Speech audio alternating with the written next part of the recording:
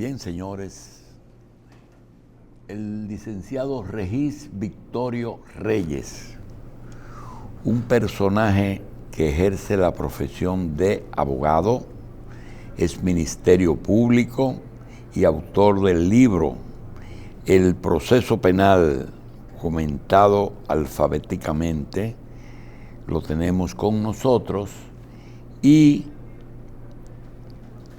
es un personaje muy especial porque procede de una comunidad muy apreciada por nosotros. Juan Acosta casi nos ha hecho hijos adoptivos de Hostos y el doctor Victorio Reyes es ostenses, que no es lo mismo que ostosiano, ni ostoniano. De todas formas, tiene que ver con Eugenio María de Hostos las tres cosas. Le damos la bienvenida al doctor, que es, además, un procurador adjunto de la Procuraduría General de la República. Nosotros vamos a comentar un poquito, no el libro, sino algo que se habla mucho de la modificación de los códigos, código civil, código penal, y realmente como lego en la materia, nosotros no sabemos cuál ha sido el destino del antiguo procedimiento penal o criminal, del civil, y son tres códigos, ¿verdad? El código de procedimiento civil y el código civil. Bien, nosotros quisiéramos primero aclarar con el doctor algo interesante que hemos visto en el día de hoy en la prensa, y es una fotografía del director nacional de control de drogas frente a una computadora y al lado de él un procurador adjunto. El procurador adjunto que está en esa fotografía es Bolívar Sánchez, uno de los procuradores adjuntos, que cada uno tiene un área que cubre. El doctor Victorio tiene su área, hay también el de Rosana Reyes y el del doctor Bolívar Sánchez. Pero a veces vemos, como en el caso del profesor Victorio Reyes, que él estaba en San Francisco de Macorís como procurador fiscal y que en el orden de la organización judicial que corresponde al Ministerio Público le tocaba un ascenso y hoy es procurador adjunto aquí en la capital. Lo que nunca entendí, profesor, es por qué en algunos casos, como el de la barbería de Villa Vázquez y en el caso del aborto de la niña de San Francisco con una subdirectora de pasaportes, tenía la idea de que cuando había algún personaje político involucrado en el que podía sospecharse influencia política, entonces la Procuraduría mandaba como un refuerzo, un bateador designado a reforzar la investigación. Corríjanos la idea. ¿Qué busca Bolívar Sánchez en Villa Vázquez y qué buscaba en San Francisco si usted estaba allá? Buenos días, señor. Gracias. Que debo darle las gracias por el libro, doctor.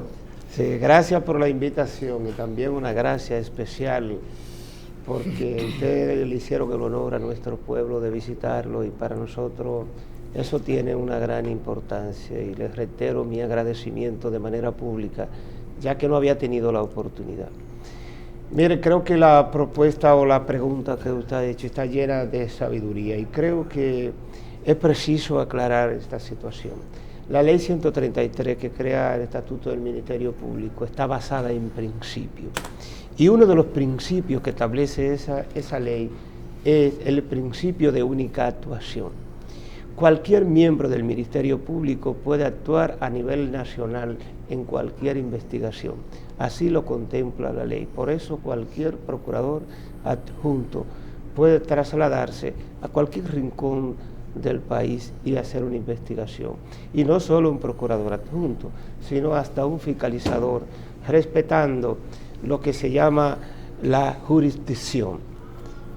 puede hacerlo en cualquier parte del país. Sin que haya injerencia, ¿verdad? Sin que haya injerencia. Lógicamente... Esa no es la figura que se usa en Estados Unidos de un fiscal especial. No. Hay aquí, eso es otra cosa. Aquí hay fiscales especiales de acuerdo a la jurisdicción donde se desempeñen, que necesite de eso. Por ejemplo, de violencia intrafamiliar es un área especial. Los NNA, niños, niñas y adolescentes. ¿Y cuál es el área suya? Nosotros trabajamos en la dirección de persecución del Ministerio, en la dirección de persecución del Ministerio Público, que es un término que está en la ley, que no debería decir persecución del Ministerio Público, sino persecución penal, porque esa unidad... Eso parece como seguridad interna. Ajá, se malinterpreta, pero debería ser persecución penal. Esa es la función que desempeña. Pero usted tiene que vigilar el buen funcionamiento de los fiscales.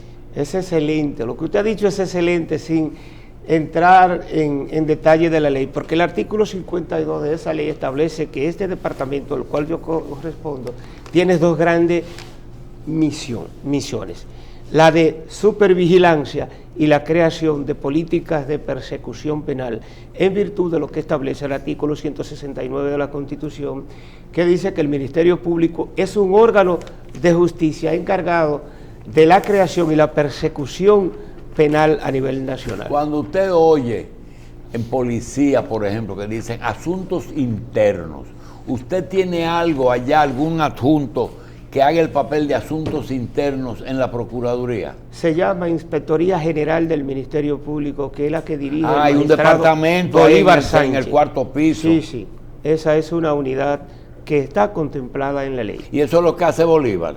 Sí, esa es su misión según la ley. Ya. ¿Y la justicia tiene también sus asuntos internos? También. Los jueces lo tienen. Sí, tienen uno. Y yo entendía que las sentencias eran lo que juzgaba un juez. Usted podía saber su conducta por su sentencia. Bueno, pero es que son aspectos distintos. Usted sabe que el derecho se divide en muchas ramas. Bien, para allá vamos. Para las ramas que se divide el derecho. ¿Cuáles son las principales ramas del derecho que van a los tribunales? Entre ellas se encuentra el derecho civil, el derecho penal, el derecho laboral, el derecho comercial, el derecho internacional. ¿Y el civil no es el comercial? No. Tienen sus diferencias. Y el que trata de las tierras, ¿en cuál de ellos entra? Esa es la jurisdicción inmobiliaria. Pero es un derecho también. Sí, está dentro del derecho civil. Bien. El derecho penal, ahí incluye lo criminal. Claro que sí. Bien. El Código de Procedimiento Penal, la última vez que sufrió una modificación legal en el Congreso, ¿cuándo fue? En el año 2015. ¿2015? ¿Qué se le cambió? Se modificaron algunos artículos del Código de Procedimiento Penal. ¿Ya en este libro consta esos cambios? Están actualizados los cambios. Bien, doctor. Todavía hoy, aunque esté actualizado y usted alfabéticamente ha tratado todos esos temas, ¿usted entiende que todavía el código debe de ser revisado? Mira, la vida se trata de actualización, porque vivimos en cambio constante y es necesario que siempre nos mantengamos actualizados porque las circunstancias cambian. El crimen trabaja 24/7 y sus modalidades son cambiantes y por ende las leyes deben actualizarse. Hay países donde las leyes se actualizan cada 1 y 2 años, porque de la misma manera que la tecnología va variando y lo que fue hoy la televisión no será en 10 años, tampoco tiene que serlo el aspecto legal y debe variar con frecuencia. ¿Cuál es, por ejemplo, usted entiende que a pesar de que en el 15 se hicieron modificaciones, ya debemos ir pensando? Por ejemplo, en droga debe haber algún cambio. Creo que sí, que ya la ley de droga, que es de 1988, merece una actualización. Revisión. Porque en ella hay situaciones muy delicadas. Por ejemplo, el consumo, que muchas veces se procesa a la persona que están en consumo. Y ya la nueva corriente contempla de que la persona consumidora no se puede ver como un criminal, sino como un enfermo como tal, porque eso tiene una afectación cerebral y por ende vienen de ahí situaciones muy incómodas que transforman a la persona. Justamente eso que usted está hablando, de asuntos específicos, por ejemplo, diferenciar entre el que trafica y el que consume, la cantidad, la razón, los efectos, todo eso, sobre todo en una ley que se está tratando hasta de legalizar parte de las drogas en algunas partes del mundo, como la marihuana. La pregunta no es sobre droga, la pregunta es sobre el proceso de modificación en el Congreso. Yo a veces recibo aquí una persona, ¿qué usted quiere? Yo quiero ser diputado de Santo Domingo Norte. ¡Qué bueno! ¿Y qué usted quiere? Yo soy activista del PLD y yo era del PRD, pero ahora soy del PLD. ¡Qué bueno! ¿Y cuál es su trabajo? Mire, yo soy un hombre humilde. Yo antes a veces me gané los cuartos de repartidor de pizza. ¡Qué bueno! Usted va a ser diputado. Ahora yo me pregunto, aunque usted tiene algunas figuras que son destacadas, pero quizás no sean especialistas, ¿cuál es el proceso para una ley atravesar todo el filtro de sometimiento, conocimiento por la comisión, conocimiento por la Cámara y luego a la otra Cámara? Es decir, ¿dónde está el huevo de esa ley? ¿Dónde comienza eso? Mira, lo que estás planteando es sumamente interesante. En el Congreso hay diferentes formas de introducir una ley.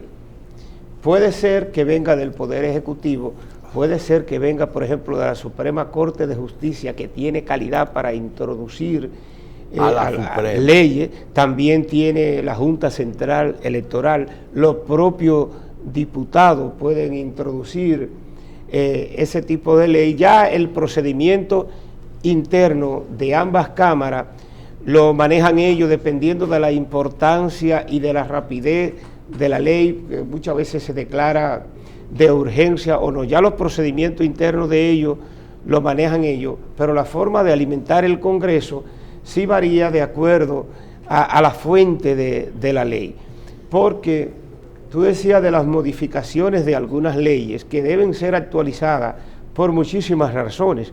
Por ejemplo, el Código Penal, que duerme el sueño eterno en este momento en el Congreso, y el Código de Procedimiento Criminal anterior, ambos son de 1884. O sea que duraron más de 100 años en vigencia. Que una ley no puede durar tantos años en vigencia sin actualizarla debidamente. Porque, por ejemplo, en el Código Penal ahora no tenemos contemplada per se la reincidencia, que es un aspecto legal que la sociedad dominicana ha estado solicitando. El presidente de la Suprema Corte de Justicia prohibió a los jueces sostener reuniones con el Ministerio Público y con las partes participantes en un proceso. El Colegio de Abogados entiende que esa es una mala decisión.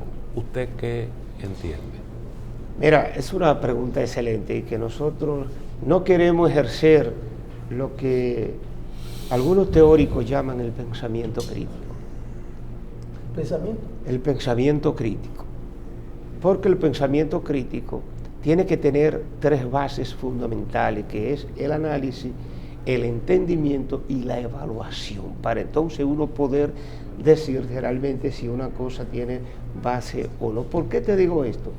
Porque la modificación constitucional del año 2010, del día 26 de enero del año 2010, estableció en su artículo 169 algo que no se ha tomado en cuenta. Dice que el Ministerio Público es un órgano del sistema de justicia.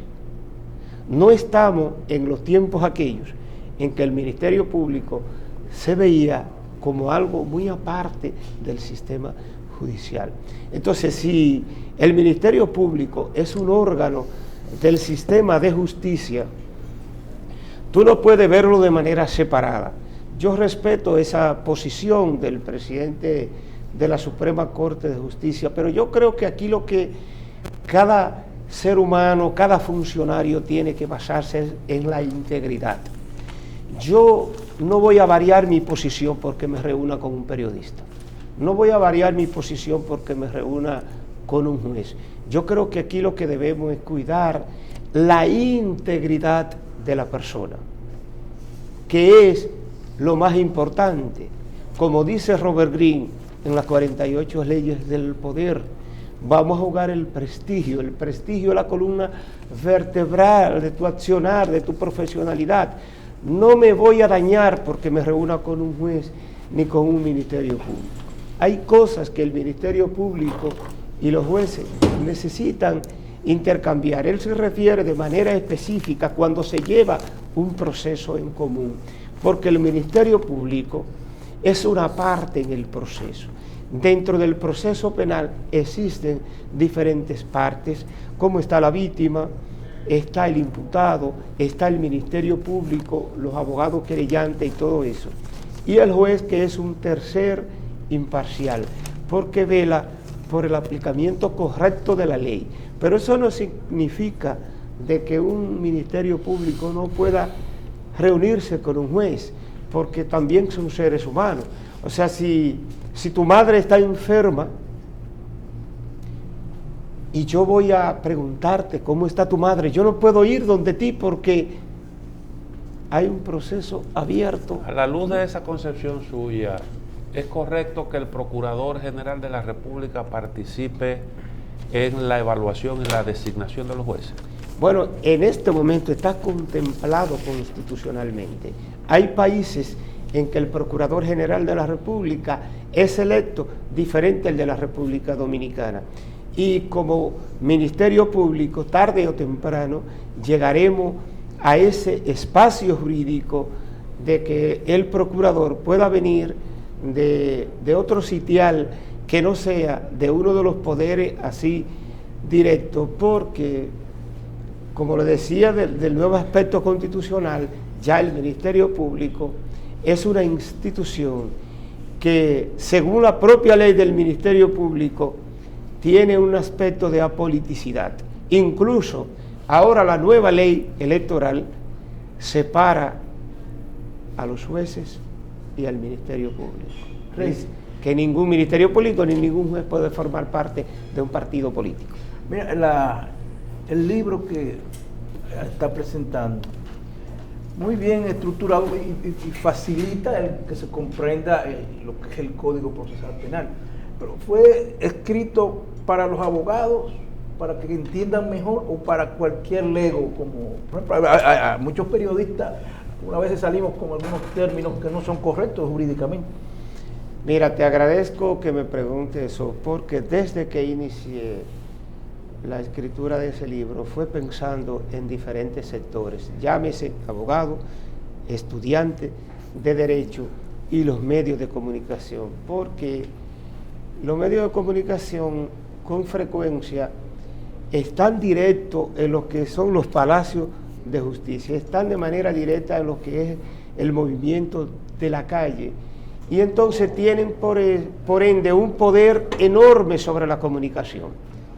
Cuando un periodista dice algo, una persona entiende que ya eso es así. Por eso es tan importante entonces que el periodista maneje los términos correctos, y en ese sentido ese libro tiene esa visión.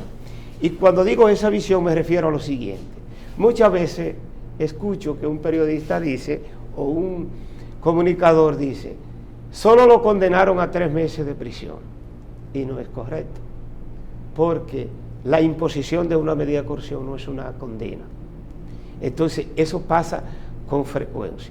Entonces confunden muchas veces la sentencia con una resolución, el imputado con un condenado, entonces la libertad condicional con cualquier otra medida. Entonces, en ese sentido, ese libro fue escrito con esa visión. En cada capítulo hay una definición de lo que es cualquier decisión judicial. Por ejemplo, usted se va a referir a una medida de coerción. Lo primero es que te dice que es una medida de coerción. Si tú vas a la apelación, te dice lo que es una medida de la apelación. Pero si ustedes van a hablar de un allanamiento, ahí te dice, por ejemplo, los 4 tiempos en que participe en el Ministerio Público en un allanamiento. Ese libro es un libro de consulta, que ustedes, a partir de este momento, pueden tenerlo ahí. Y si van a hablar de una medida de coerción, lo observan y ustedes van a hablar en las mismas condiciones en que lo hace un abogado o un ministerio público.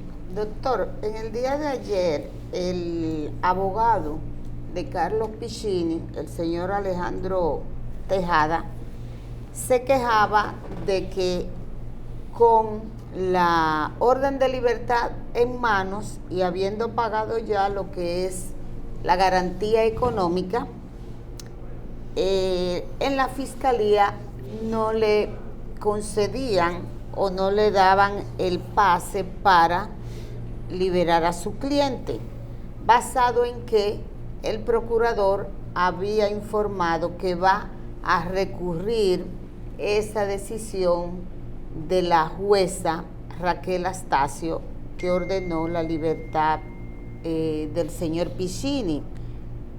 ¿Es correcto que se detenga una orden de libertad porque se vaya a recurrir una decisión? Mire, le voy a contestar en mi calidad de Ministerio Público. No sé lo que ha acontecido, sino en base al espíritu de lo que establece el proceso penal. Las medidas de coerción son ejecutorias, sin importar que se recurra. O sea, si a usted le dieron la libertad, independientemente de que se recurra, hay que ejecutar eso, porque de lo contrario puede caerse en lo que es el desacato judicial. La libertad es sagrada, por eso ustedes escuchan hablar con frecuencia de que la libertad es la regla y la prisión es la excepción. Doctor, mire, en cierta forma, quizá un error mío que no soy abogado y ni conozco el derecho, pero no lo vamos a poner en situaciones de tratarle temas que a lo mejor usted choca con su función, es decir, que a lo mejor el procurador o el fiscal es en cierta forma un juez de querella, es decir, que donde primero llegan las cosas es al Ministerio Público. Nosotros quisiéramos entonces que usted nos diga qué fallas usted vio en el ejercicio tanto del derecho como de el Ministerio Público, que lo hicieron escribir ejecución penal, los recursos, el juicio, la fase intermedia, el proceso preparatorio del proceso penal comentado alfabéticamente. ¿Qué lo hizo escribir? Dos cosas. Primero, usted mencionó la querella. Y debo decirle que usted dio en la diana sin ser abogado. El Ministerio Público es el verdadero juez de la querella, porque la querella es parte de la investigación y el Código Procesal Penal en su artículo 22 establece la separación de funciones. Y la función principal del Ministerio Público es la investigación, y dentro de la investigación está recibir el acto que se llama la querella. Por eso entonces se le llama el juez de la querella. Como usted puede ver con relación a la segunda fase, el libro tiene una escalera en el frente, y esa escalera tiene 5 eslabones, porque 5 fases tiene el Código Procesal Penal y están en orden alfabético. Quise hacer este libro de esta manera porque el Código Procesal Penal no tiene ese orden lógico para la cosa, están separados. Para una gente que no sea abogado es muy difícil yo decirle en este momento, búscame en ese Código Procesal Penal la querella. Pero en este libro que hemos escrito es fácil, porque si usted va a buscar la querella, se va a la Q. Pero entonces ahí tiene todo lo relativo a la querella. Si va a buscar la apelación, se va a la A. O sea, es una forma práctica y rápida de accesar al conocimiento procesal. Bien. Doctor, el libro está ya en las librerías, ¿verdad? Se vende en librería Cuesta en este En momento. librería Cuesta. Doctor Regis Victorio Reyes, gracias por estar aquí, gracias por el libro y vamos a desearle mucho éxito en su función de procurador adjunto, encargado de asuntos, ¿cómo es que se llama lo que él dice? No, la Dirección de Persecución Penal. Persecución. Pero solo quiero hacerle una observación, aparte de darle las gracias por la invitación. Actualmente yo soy procurador de corte adscrito a la Dirección de Persecución Penal. Ah, ya. Gracias, doctor.